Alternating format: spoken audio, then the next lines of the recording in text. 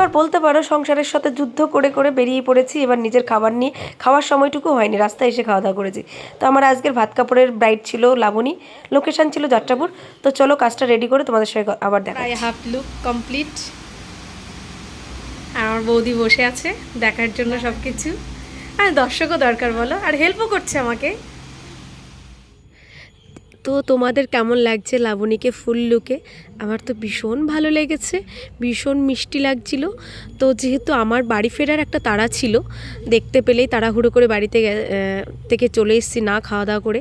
তারপর আবার বাড়িতে গেছি, গিয়ে আমি রেডি হয়ে এই যে আবার চলে এসেছি। সেটা হচ্ছে বিকেল 4টের সময়, তবু অনেকটা লেট হয়ে গেছিলো। আজকে আমার সাথে অ্যাচিস করার জন্য মৌ এসেছে। তো আমি ওকে শাড়ি পরিয়ে বসিয়ে দিয়েছে, তারপর আমি আমার কাজ শুরু করে দিয়েছি। তো তোমরা দেখো, পুরোটা রেডি করেই দেখাবো কারণ আমার সময় হয়নি।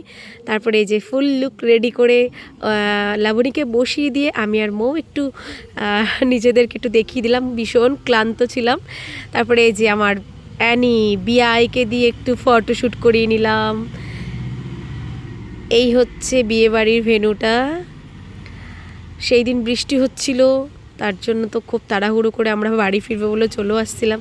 তারপরে এই যে দুজনকে একসাথে দাঁড়িয়ে কেমন লাগছে, খুবই সুন্দর মানিয়েছে। ওদের বিবাহিত জীবনের জন্য অনেক অনেক শুভকামনা আমার তরফ থেকে রইল। আর এই যে এখানে বরদাভাই, যে দাদাভাই আমাকে বুকিং করেছিল, খুব ভালো দাদা আমার, থ্যাংক ইউ সো মাচ। আর বৌদিমণিকেও আমি সাজিয়েছি। তারপরে এই যে বিয়ের বাজি পাটাকা।